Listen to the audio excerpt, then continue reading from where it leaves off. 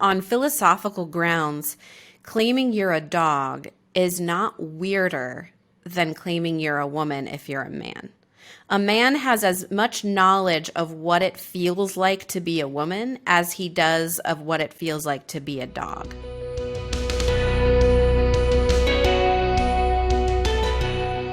This is a show, I don't even know if it's available yet, but it's coming. It's an absolute train wreck, it sounds like already. Just that's my official critic's take on this show, but it's called Sexy Beasts. And it's a reality dating show, just complete trash TV. I'm sure they would describe it that way too. But essentially, we thought this was worth talking about for a few reasons. And I'm going to just give you the starting gun in a minute to go off here. But basically, the premise of the show is it takes people of dating age and dresses them up in elaborate costumes and makeup. And by elaborate, I mean like to look like animals or mythological creatures, like unrecognizable. You wouldn't be able to see any part of their face or anything like that. And then puts them on the ultimate blind date with another creature looking the same. And then, I don't know, they go on a series of dates, they decide whether they like each other, and then they reveal their true face. And what if, they go right off into the sunset and get married? I don't know, it's exhausting, but there is a lot of worldview underlying this here, and it's a little alarming when you really think about it. I mean, even further than just the trash of like, dating is about looking at bodies, and the biggest risk is what if you have acne when you take off your wolf mask or whatever. There's something devastating about, but there's more here too. Tell me what you were thinking about when you saw this. Well, I couldn't decide whether it's worth talking about or not. People often ask, like, how do you guys keep coming up with things to talk about? And I'm like, are you kidding me? Our hardest job on Breakpoint and on Breakpoint this week is not finding things to talk about. It's deciding what's not worthy to talk about. Because what's noisy is not usually what's important. This was noisy a little bit this week. There was a bunch of headlines. I listened to a financial podcast. I'm sure they intended it to be. Well, of course. I listened to a financial podcast. They covered this morning. Yeah, it's so bizarre. And the way they described it and the way it's being described is a little bit more kind of showy and circus light and clever than the worldview take that I'm worried about. And one of the things we try not to do is what we call nut pick. And nut pick is another way of doing a straw man or something like that, where you take some of the craziest things and you act like it's normal when it's not normal. You might remember a decade or so ago, Lady Gaga showed up at the MTV Video Music Awards wearing a dress made out of red meat. Right? And everyone talked about how bizarre it was, but no one copied it. Like Target didn't try to put that in the store, like they do with everything that Kate Middleton wears. So it's just different. And I don't know if this is a nut pick or not. There's a couple reasons that I think it's worth at least exploring. So the way it was described on the podcast and in the headlines is that this is just a way to get past the body-obsessed centrism of our culture. And and there's an argument to be made that maybe that is what it's about, because it's, very elaborate, it's very bizarre, and maybe we should. Except I have to say, in all the footage of the previews, they're wearing like literal spandex. You can see everything else. I mean, that's what I mean. You can't see if they have acne, but everything else. See, I've canceled Netflix, so I wouldn't know that. I did my research for the segment. There we go. Well, if that's the case, I mean, there has been a move in our culture away from the perfect body is all that gets modeled, right? I mean, you see various size models now, and I think there's upsides and downsides to that, because advertising became far too risque anyway and far too sexualized, and now it's like, instead of saying, let's not sexualize a female body that's in perfect form, it's let's sexualize all bodies, which I was like, maybe the answer is to go the other direction. And so that's how it's being described, is trying to get looks out of it. Looks are still in it, right? I mean, and the other thing, there are two things that raise concern for me. The first is that our culture has devolved once again into this heresy that continually pops up. And I wonder if this is another form of it, and that is Gnosticism, where the body isn't important, where the body gets hidden, and there's some sort of inner feeling or emotion that is your true self. Now, I'm not saying the body is all there is to us, but we're not less than our bodies. We don't have bodies. We are bodies. We don't have souls. We are souls.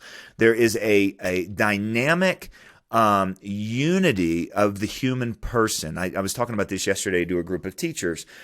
Every worldview divides reality between the physical and spiritual. Naturalism says the physical exists, spiritual doesn't. Transcendental worldviews say the spiritual exists, the physical doesn't.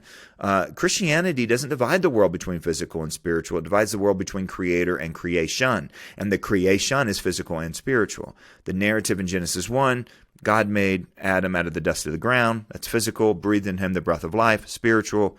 Man became a living soul. So to be a living soul is to be both physical and spiritual. I think that is a theological outworking of what the Bible teaches that has long been embraced by the church and has led them over and over and over in various forms to reject Gnosticism. So the complete hiding of a human body, I think, has got its own problems, although maybe the intentions are better than we're giving it credit for.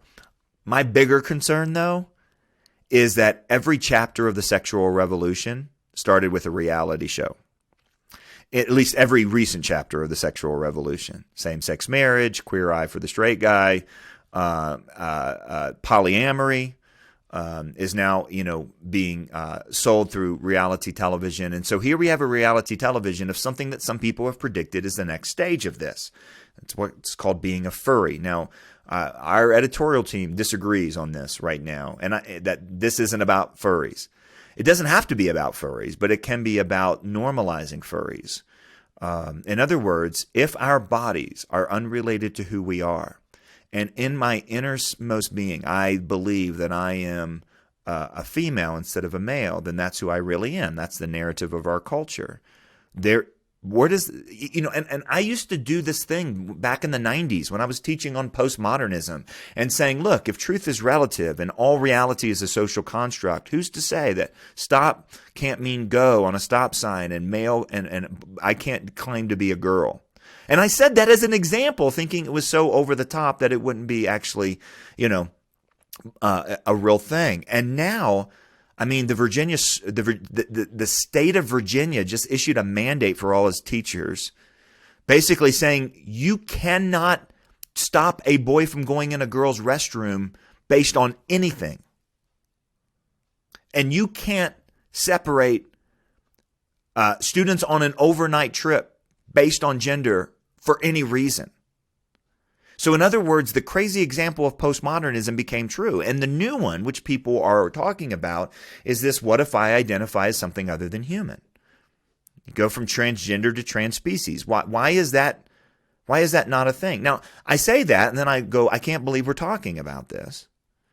And I used this as an example this week, and I struggled to do it. And a woman came up and talked about how she was in Hyde Park in London a couple years ago with her families, and they were having a protest, and there were 200 or 300 men, and it wasn't furries, I guess. It was more latex and spandex, dressed like dogs, and they were protesting public urination laws because it prevented them from being their true selves. Do the math. And you kind of say, well, that's crazy. That's over the top. I agree. But there is a sexualized fetish around this, but there's also this complete lack of any anchor for our identity in this cultural moment. And maybe Sexy Beast isn't intended to justify or to drive that, or maybe the contestants aren't a reflection of this particular community that identifies this way. But that's there is this thing where what it means to be human is becoming more and more divorced from the body, more and more divorced from any sort of created intent, or more and more divorced from a given design to us, a givenness to us. And this isn't helping that conversation, I guess you could say. And the thing is, too, I think to recognize is that on philosophical grounds, claiming you're a dog is not weirder than claiming you're a woman if you're a man. A man has as much knowledge of what it feels like to be a woman as he does of what it feels like to be a dog. Right? There's not a lot of having grown up in a philosophical home, distance there. well, having I grown mean, up in a home with three older sisters and now in a house with four women, I can go with that. but you know what? You know what it honestly made me think of was I remember watching. There used to be this horrible, trashy show on TLC called My Strange Addiction, and at least we would give them props nowadays for using the word strange, like they were at least acknowledging that these things were not normative. But there was an episode where it was some person in their young 20s, identified as an infant. They slept in a Oh, crib, right, yeah. they dressed that way, that kind of thing. But and it's as always I was- identity language. It's Oh, always yeah, of not course. behavior language. It's identity language. No, right. Yeah. And, and of course that requires a great amount of buy-in from everybody around you. Like so much stuff comes up here. But it came up in my mind again this week because I thought, well, I suppose that's closer than all this other stuff because every adult has at some level experienced being a baby. So we have some level of authority in what it's like to be a baby, more so than a woman does on being a man or a person does on being an animal. But that reflects the Gnostic tendency, right? Because the only criteria you have to go on when you say my true self is something completely different is some sort of inner feeling. It's some sort of inner emotion, some sort of inner knowledge. The word Gnosticism itself, which reflects this heresy of gnosis, to know, was this inner knowledge transcended any physical reality. And philosophically, it was that the physical world was evil or bad or less than. When it was adopted into Christian theology heretically, then it meant that Jesus didn't really have a real body. He didn't have the full experience of what it means to be human. And man, the church rejected that quickly because of the significance of the connection between the first Adam and the second Adam. But that's what this is. I mean, there's literally no information available to lead one to this conclusion except some inner sense. And there's a dysphoria, a disconnect between what that sense is and chromosomes, hormones, the way the physical body is. And so all the evidence actually points in the opposite direction except for an inner emotion. And now we're mandating this inner sense, this inner knowledge, this inner emotion is the thing that dictates reality. It's about as Gnostic as you can get.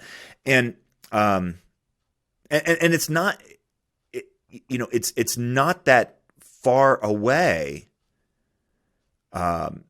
from, again, like you said, it's not that far away from identifying as another sex within the human experience to something completely outside the human experience. You know what story, the biblical story that I keep coming back to, and I think that every literature class in every university should study this because I don't think you could ever really plumb the depths of this story and the implications it has, but is the confusing of language at the Tower of Babel and what that means and what implications that has. And I think even something like this is an outgrowth of that, where words we don't understand we don't have a shared language among each other anymore, where basic nouns like woman, man, and human don't carry any weight.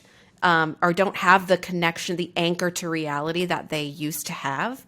And that will, like you talked about the triangle of mother, father, child, and that when that's destroyed, it destroys humanity. When we don't have a shared language around reality, we're watching it destroy everything. I think that's a great analogy. I had not made that connection because we think about it, Babel as separating of humanity through actual languages.